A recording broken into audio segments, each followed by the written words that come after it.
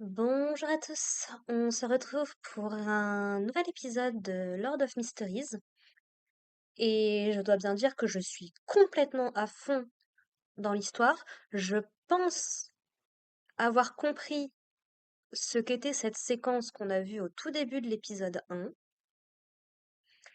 C'est qu'en gros, l'ordre de l'Aurore, l'ordre secret là, qui semble vénérer celui qui s'appelle le vrai créateur, qu'on va découvrir dans cet épisode qui aurait inspiré la carte du pendu, et que Klein va désigner comme le créateur déchu.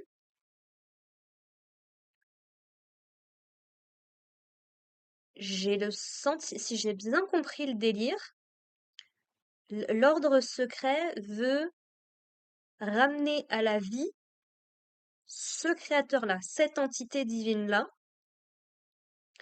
parce que on a une séquence à la toute fin de cet épisode-là de Klein, du coup, qui a quelques visions, un petit peu.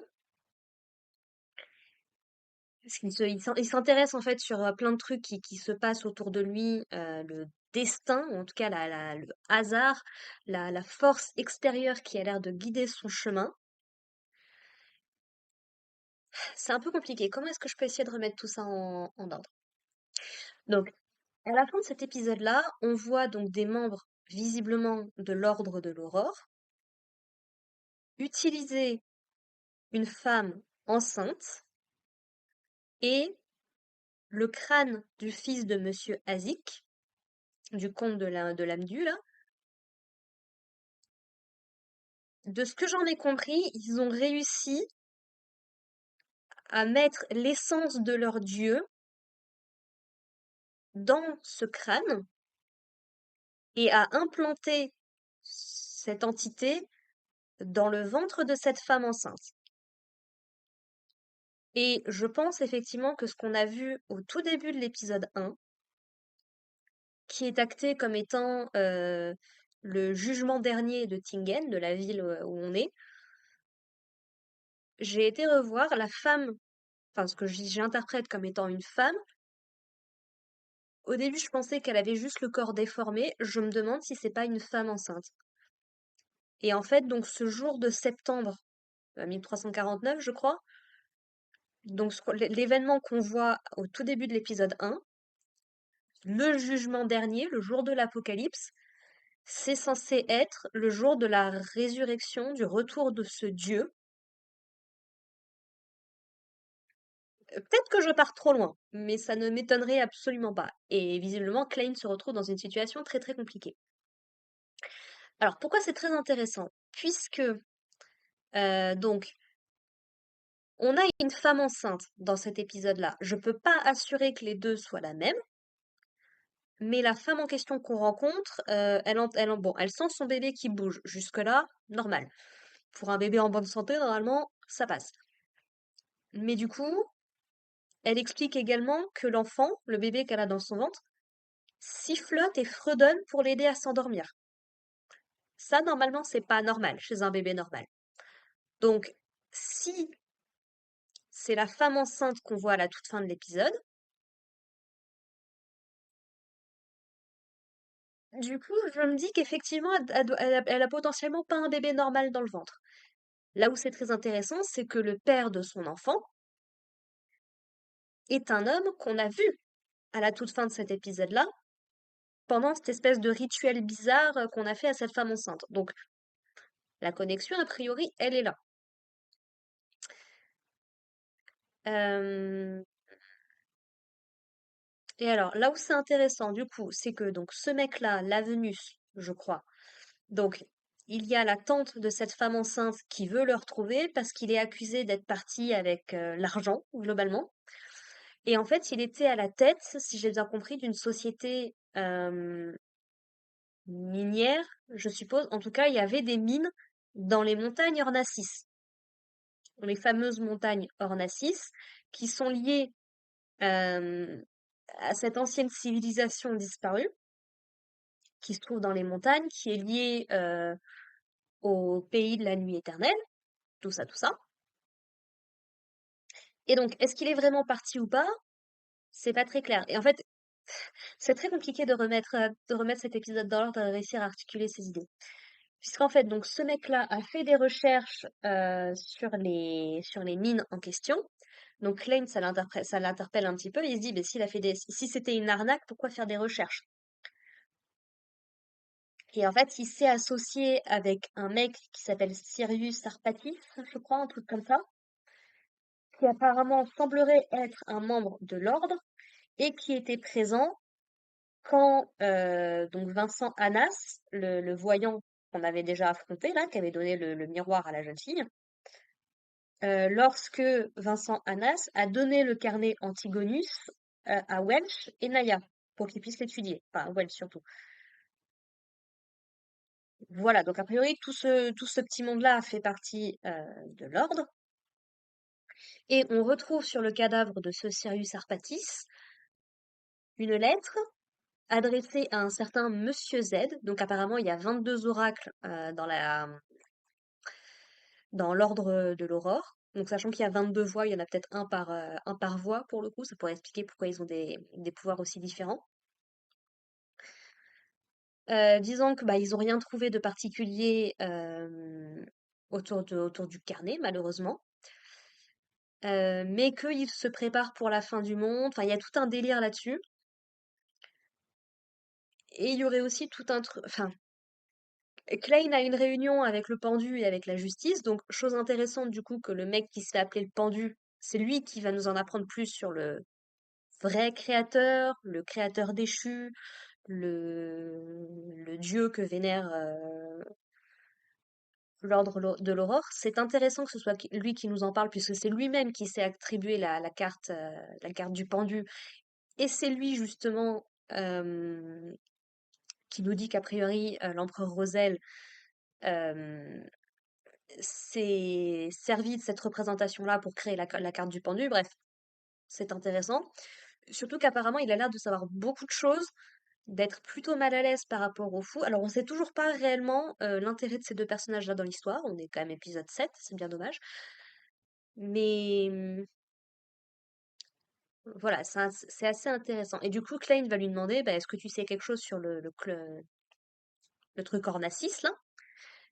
Et il va lui expliquer enfin le clan Antigonus surtout, et il va lui expliquer que le clan Antigonus daterait de la troisième époque, donc on est encore plus loin que le comte de Labdu, bref, que Monsieur Azik, et donc qu'on appelle l'ère du cataclysme, que apparemment donc ce clan-là, c'était eux qui étaient super bien calés dans le divin, donc que c'est plutôt étonnant qu'ils aient pas vu venir leur chute, et qu'en gros, avec d'autres clans, ils auraient aidé l'empereur sanglant à créer l'empire Tudor, mais ils se sont fait défoncer par euh, la nuit éternelle.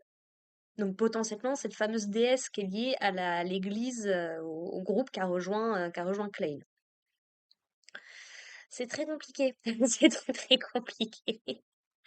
Je sais même pas de quoi parle l'épisode en lui-même en soi, mais voilà. Euh,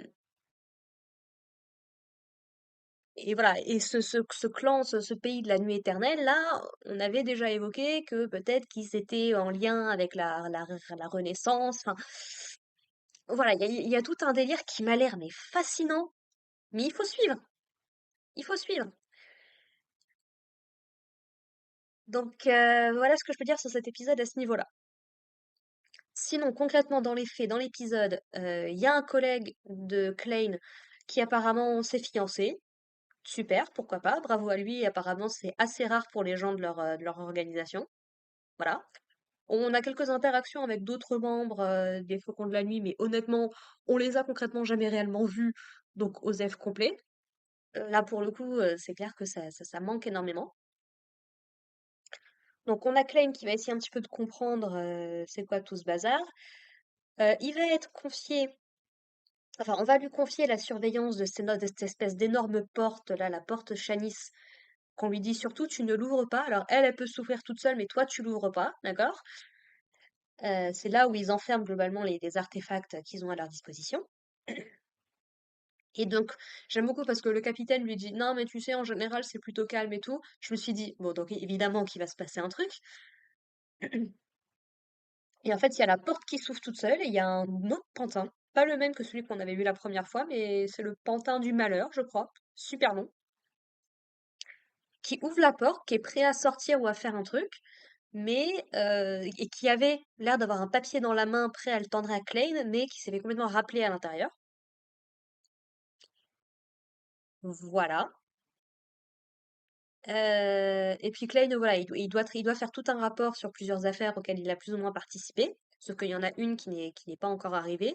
C'est autour de la bibliothèque. Et en fait, c'est toutes ces méditations, toutes ces divinations sur tout ce qui s'est passé et autres qui vont l'amener à aller à la bibliothèque, à croiser ce fameux Sirius Arpatis, qui pour le coup va s'enfuir en voyant Klein.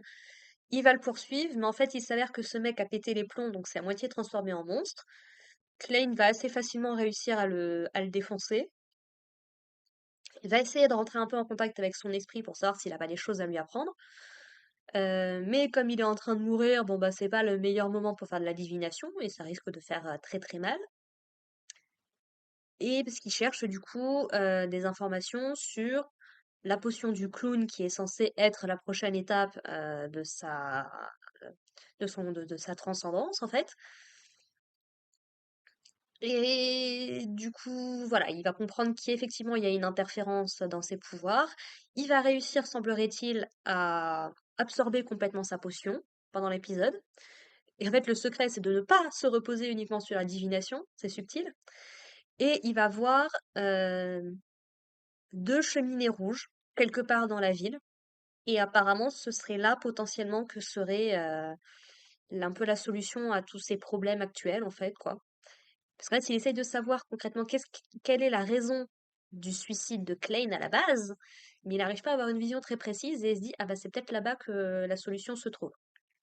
Bref, c'est un résumé qui part dans tous les sens, je suis vraiment désolée.